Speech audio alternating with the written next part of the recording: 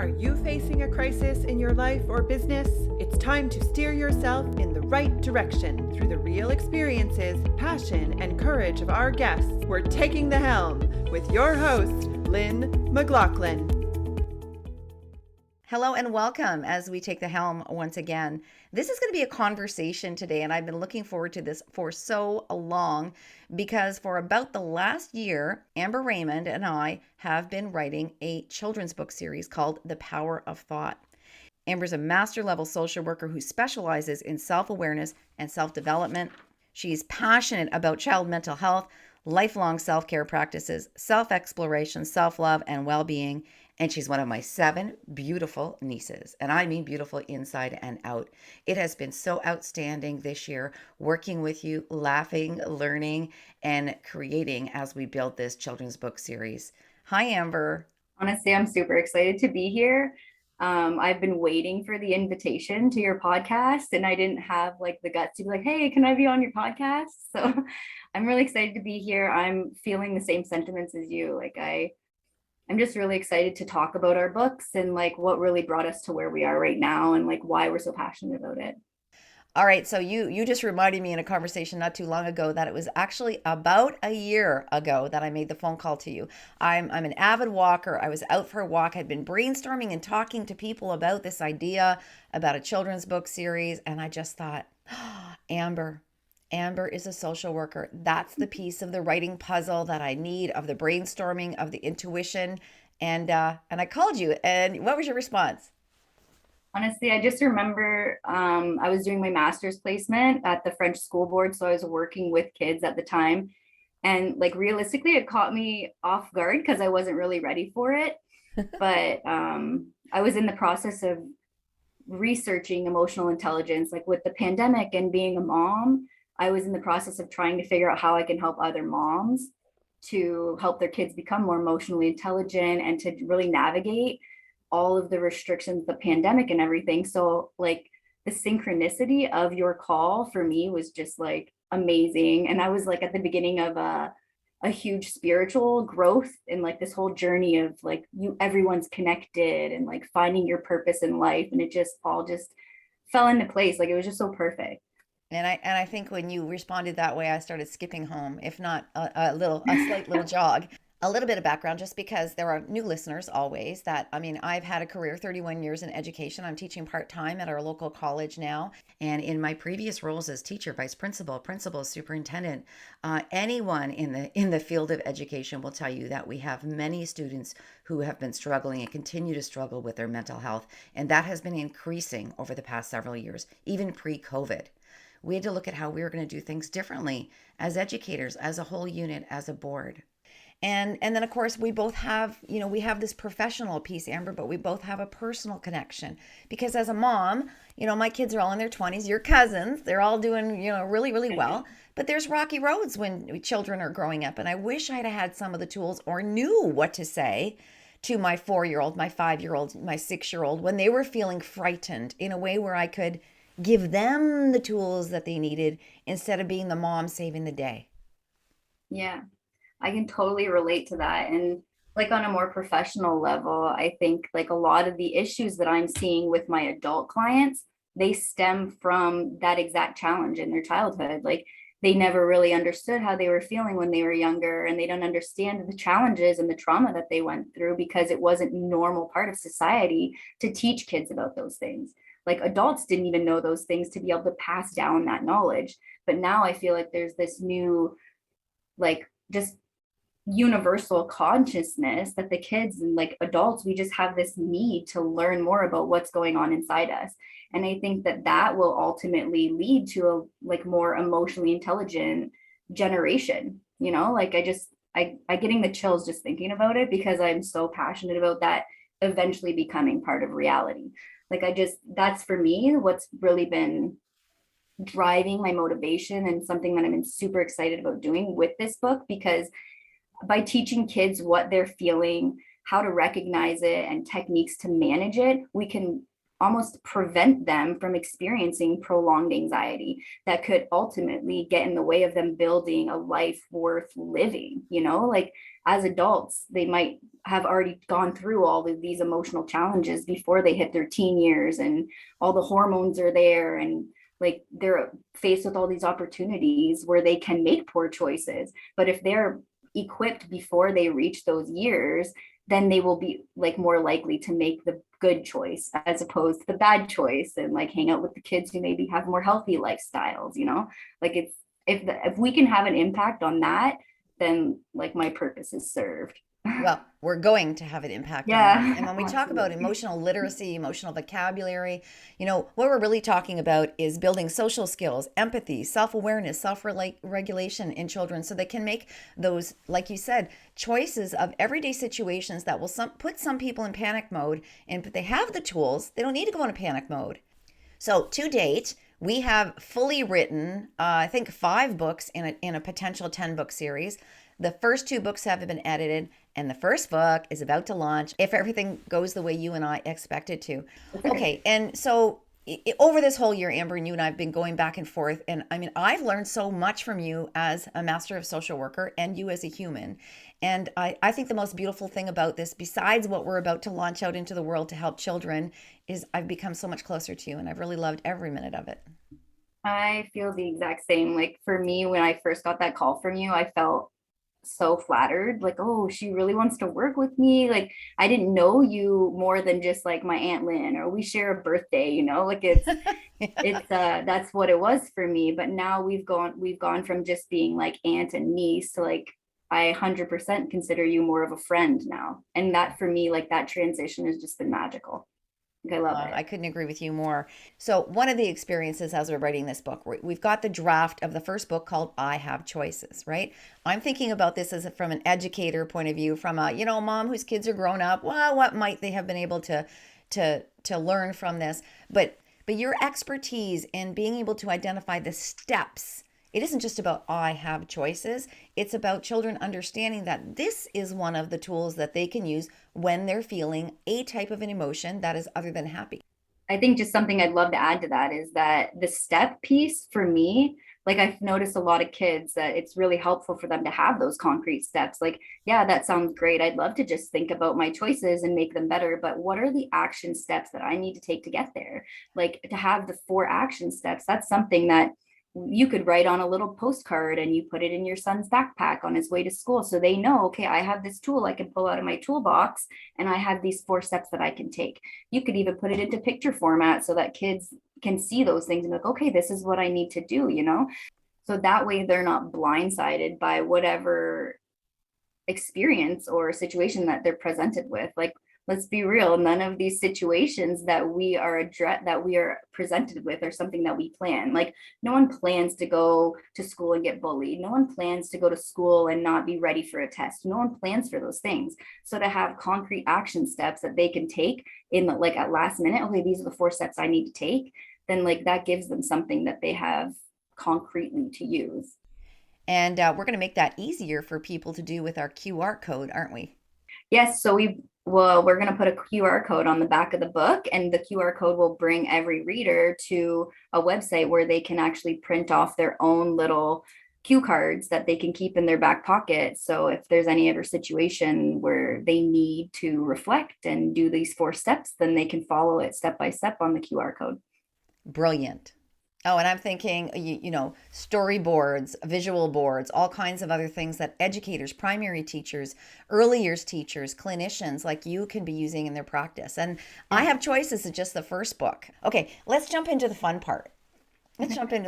So you and I, Amber, we had the draft. My friend Tracy Reagan over in Australia, who's a children's book editor, did our editing for us. We're ready to go. And the biggest step forward was now finding our illustrator. It was very daunting, wasn't it? Yes, it was. I was excited, but I was also nervous because that wasn't one of my areas of expertise. I was really relying heavily on you for that one. Well, so I reached out to some colleagues, some fellow retirees. We have Walkerville Center of the Arts right here. And Karen Tompkins, which many people will recognize her name from Walkerville, put me in touch with the department head, Megan, of visual arts from Kennedy. And we met Allysa Batin. Oh my gosh. So Everybody just envision this. High school student, right out of Kennedy, first year university student, comes on to a Zoom call with Amber and I, and we just shared the basics of our book. And Amber, just what happened? I feel like it was an instant click. Like we had interviewed other illustrators, but I don't feel like the connection was there like it is with Allysa. Like we almost don't even have to say things and she already knows what we're feeling. Like there's just this like united consciousness between the three of us where we all are just on the same page, and there's never any like when we give constructive criticism or if we want something changed, like there's no hard feelings about it. Like it's just so purely focused on what we're trying to achieve that we're all just got our heads in the game and we all want the same thing, right? So it's been amazing. Like the experience itself has been amazing. Those first sketches she did and just plopped up on the board in front of us. It just blew my mind, her talent. And I've watched her online with me doing digital images. I'm not even using the right word probably, where she's just immediately making a change that we want. And it's a 2-second thing. It's her level of expertise and knowing the program and her creativity. So we knew we had an imaginary planet named Tezra. We knew we had a game called Turbo. We didn't know what either one of those things were. And we just kind of went back and forth and said, what can that look like? And Amber, you came up with the brilliant idea of connecting crystals to the names of our characters. Yeah, that was totally by fluke. Like I didn't really plan for it. I was really just looking for gender neutral names. And at that time, like I said, I was going through this huge spiritual growth. My son is obsessed with crystals, like beyond recognition. Like I don't understand how he's so obsessed with them. So one day we were looking through this little crystal Bible. It has all the different names in it. And I started while we were reading them thinking, wow, those names, like those sounds would be really cool names. So then I just made a list of all kinds of sounds that came from the names of crystals. And well, here we are now with all of our characters named after crystals. Yeah, the main character Zirco, named after Zircon, and the connection with colors and all of that. So then when we started creating the characters, and Allysa was coming up with these wonderful things, we want non-gender specific, we want clothes, we were envisioning a book where any child reading it from anywhere in the world could find their place, that they could say, that's what this character is to me, whatever that looks like, open-ended kind of thing, right? And then creating the characters. Well, I don't like that color. Oh, it was also fascinating and fun. Yeah. I didn't know, like I didn't have expectations. I didn't know what I was going to be seeing at first, right? But when I seen them, it was like, that is it. Like that is exactly what we want. The first time we seen Zirco, I was like, they are amazing. Like just the color and everything. Like I keep saying it, but I just keep getting the chills when I talk about it because I know that it's so right. So Allysa continues to be busy illustrating. She's about to start illustrating book number 2 for us, and we are absolutely thrilled with her. She is an up-and-coming freelance artist that is not going to have enough time in her calendar to accommodate all of the requests of people that want to hire her. I guarantee it. Yeah, she's incredible. Like I have nothing but amazing words and praises to send out to Allysa. She's always there when we need her. She's prompt, she's creative, and like her imagination is it just blows my mind every time she sends us something new. It's mind-blowing. I agree. All right, let's put the fun part away and let's head over to the literature review, because when I called you, you were in the midst of doing one, and it really validated our work. I mean, I know as an educator, I know as a mom, you know as a social worker, you know as a mom, but doing a research review gives credibility to the work that we're doing. So let's talk a little bit about what you did and what you discovered. Without throwing out a whole bunch of numbers, like basically over the years, anxiety has been growing a lot. And realistically, a certain level of anxiety is something that you would expect in life. Like everyone, it's almost a way that it keeps us protected, right? We know, okay, we're not going to cross the street. We're not going to do this without looking both ways, right? But when anxiety becomes something that prevents you from doing something in your life that you want to do, that's when anxiety becomes a problem. And anxiety has grown to be so prominent that there's no one in the world that isn't impacted either directly or indirectly by anxiety. Whether it's a mother who wants to go snowboarding with their son, but their son is too terrified to go down because it's like, okay, well, what could happen? I could fall, I could do this, I could do this. And like, there's just like that anticipatory fear that's coming out of it, right? So it could also be the child who doesn't want to, they want to go snowboarding, but they're afraid to go and they're letting that fear get in the way, right? So that's just one example, but there's millions of examples of how anxiety and generalized anxiety, social anxiety, all these different forms of anxiety that are getting in the way of people living the life that they want to live, right? And that's for me where the problem comes from. It's time for a short break. You won't believe the deal that Trishto and I has for you to invest in yourself through marketing workshops. There are 14 of them to choose from. Have you ever thought about gifting a masterclass to a friend or a colleague who made a difference to you and your business? From nutrition and stress management, recalibrating your personal GPS, becoming a published author, time management, creative problem solving, and more. Go to shareyourstories.online, click on the events tab, and find the video library. You can do them on your own time, in your own way, whatever works for you, and you won't believe the deal. Now let's get back to our guest. Right around the time that we had talked about starting this book, like when I got that first call from you, I had just participated in a webinar that was on anxiety and how to approach parenting and helping parents from a clinician's perspective to help their kids navigate the world of anxiety, because we are, like I mentioned it in our lit review, we are in the middle of an anxiety epidemic where anxiety is everywhere. And part of this webinar was very much focusing on how anxiety was not so prevalent in the past when the world was actually a scary place to live in. We didn't have phones. We didn't have all these things to keep us safe. But now we're in a world where it's hard to be put in a situation where you're not safe. And yet anxiety is so much more prevalent than it used to be. So it's like we're in this world where we shouldn't be scared, but we are. So there's things that we can do to accommodate and to help our kids navigate that and grow up with less anxiety. And that could just be giving them the tools. I agree. And I just want to do a little explanation because your literature review was based on information prior to 2019, pre-COVID. And we all know, anecdotally, forget about even research, that the level of anxiety has gone up dramatically because of everything that people have had to endure. Right. So let's talk about the proactive piece, because that's when I first called you, that's where my mind was, Amber. And I was asking myself, what could I do differently? Well, I can't do anything differently. I don't do the shoulda, coulda, woulda. But if we could put something in the hands of parents of 4-year-olds, 5-year-olds, 6-year-olds, 7 and 8-year-olds now, how would I have been a better parent? How would I have done things differently? And I know I would have. Because I'm sure there's a manual what to experience in your first year, what to expect when you're expecting. When we're talking about teaching our children emotional literacy and coping mechanisms so that simple little things in life don't set them off, we don't know how to do that naturally as parents. We have to learn how to do it too. So I love what we've created in these books, Amber, because it's not just about children learning those strategies. It's about adults learning them and modeling them themselves. Absolutely. I just want to go back to how you said, I don't do the shoulda, woulda, couldas, because that right there is something that every parent needs to accept, is that they can't hold themselves accountable for things. If you don't know better, how can you do better? Mm-hmm. So for me, like a big piece of being a parent, and I'm sure everyone who's listening is going to relate to this, we blame ourselves if we see our kids doing something wrong. But really, like, how are you supposed to do better if you don't know how to do better? So if that's something like for us, like we're going to provide those tools and help parents accept those things, right? Help parents learn to be better so that they can do better. And one thing that I've really learned over the last couple years on like this self-awareness journey that I'm on, like learning more about myself, what are my triggers?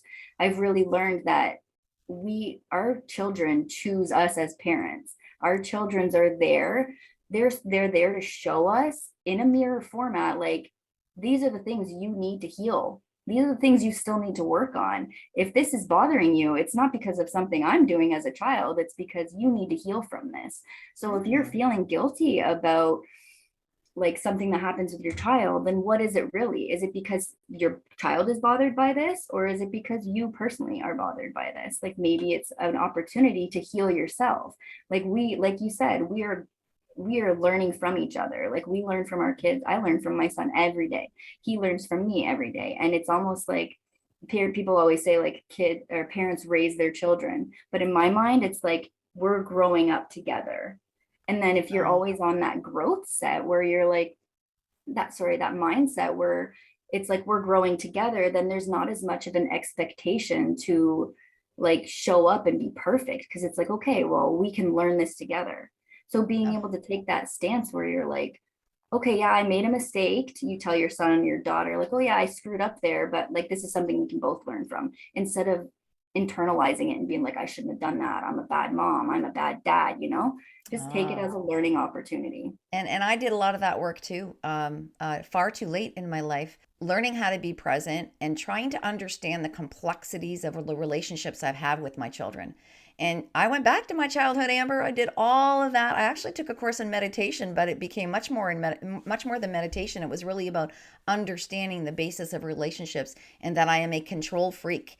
And why am I a control freak? And if you go back and, go back to the days of my childhood and all those kinds of things where I felt like I was always the protector, the peacekeeper, just, I don't know, I was also the oldest sibling of 4. But I took that into being a parent. So bang on what you're saying. And I think we learn so much from these things ourselves. Like I said, there's no manual, but if I can help people figure it out at a much younger age than me, at your age or even sooner, then that's what this is all about, isn't it? Absolutely. I feel like the control thing runs in the family for sure with the women in our family. Like it's something that I personally am still like, I catch myself doing things like, oh, I need to clean the kitchen every single day. Like, like little things like that, that when I was younger, the house needed to be clean. So now I've carried that into my adulthood. And yeah, my house is always clean, but I've learned that it's not like my life will be over if I don't clean the kitchen before I go to bed, right? It's funny how perceptions are so different, right? You can, I'll tell you a quick little story. So flashback to a few years ago, I was out for a walk with a few friends. And if you're in Windsor, Essex, you know the Chrysler Trail used to be a railway line that went right through the county, and now it's our walking trail. Well, I happened to be walking behind. It was probably about 2 acres away from the farm that my siblings and I all grew up on. Your mom. And I just said to my friends as I was walking by, imagine the 10-year-old Lynn sitting there on that picnic table looking out at me walking by and say, what do you have to tell me? What am I in for? It's so true. You go back and reflect and you think of things differently. But if you don't do that personal reflection and the deep dive to try to say, why did I think that? Why did that become so important to me? Then you can do things to change it, right? My relationship with my kids is so much better today because I've learned that I was a control freak, but I've learned to let that go and listen and be present much more. And I truly feel that's what life is all about. Like, I think that if we came to this life and we didn't grow or learn from our mistakes, then we didn't serve our purpose here. Right. Like, I shared this post a couple weeks or a couple days ago about how we are all equal, and it's so human to just judge and compare, but we are all equal. We are all valued the exact same way. We are all worthy of the same things. So it's like, how do we instill these thoughts and these core beliefs really into our children? Like, how do we instill the core belief that you are just as important as every other person on this planet? That's right. How do you tell your child that they need to remember that they have a purpose? You are special, just like every single person out there is special. And I feel like getting those messages across to a child could really help the planet as a whole grow to be more conscious, more loving, more empathetic, and more compassionate. And I really think that that's what's missing in the world today. So we're doing it, and we're not the only authors doing it, but as co-authors, you're not going to find another planet, a book with a planet named Tezra that's built on crystals with characters that are named after crystals and glow. Let's talk about the glow aspect. I think this is the most exciting part. I do love the glow. I think that it's important for kids to understand that you can look at somebody and recognize how they're feeling. What does their face look like? What is their body language like? Are they looking down because they're maybe self-conscious in a situation? And I think that having the glow all over on our characters will really emphasize the idea that you don't have to have someone tell you that they're sad or tell you that they're scared or tell you that they're nervous. But if you notice that someone is looking down or feeling anxious about something, you can play a role and uplift that person in a positive way. So my hopes with the glow was that kids will start to pay attention to the body language, to the subtle ways that their friends at school are showing their emotions, so that maybe they can step up and bring some joy back into other kids' lives. So at the beginning of the series, in the first book, our characters don't know how to manage their emotions. So if they're feeling happy, and we introduce vocabulary through every single book. When you see the word happy, it's always going to be in green, and our characters glow around. They have a beautiful glow and aura around their heads in the color that they're feeling. So if we introduce frustration and worry in the color orange, every book is going to take the children from the planet Tezra, and the children who are reading it, and the parents and the guardians and the educators and the clinicians through a process where that being, that child, is going to change into the color of green because they have figured out a strategy to get themselves there. And I hope that it gives like the motivation and the excitement for the readers to practice those skills and go out and see if they can recognize if their friends are looking sad or angry this day. Like, will it encourage kids to be more present in the moment and paying attention to their surroundings? And That's what would be like an ultimate goal for me, to just have children be more present and mindful of what's happening inside their body and around them. Mm-hmm. So here we are. We're getting ready to do our launch the end of March, and we've got our author photos, but we don't have Allysa's illustrator photo. And she came up with a brilliant idea. Why don't I do sketches of the three of us as beings living on the planet Tezra? And go to the website, lynnmclaughlin.com, under books, Power of Thought children's book series, and check out those illustrations. And now we're having a contest. If you want to throw your hat in the ring, we will be doing a draw at our book launch on Instagram and Facebook Live, and we're going to pull the name, and Allysa will do a caricature sketch of you if you're the winner. It's so much fun, isn't it? It really is. And I do want to draw attention to the fact that when we all agreed to do the caricatures, it was Allysa's idea as well. She messaged us one day and she said, "Hey, can you tell me what your favorite crystal is? Because I'll use the color palette from your crystals to choose your color palette of your character." And I was just like mind blown. Like, that was so, for me, that was so creative. Like, I do have favorite crystals, and I just found that like she's always so dead on, and I'm flattered by my Tezranian counterpart. I think she's beautiful. I love that Tezranian counterpart.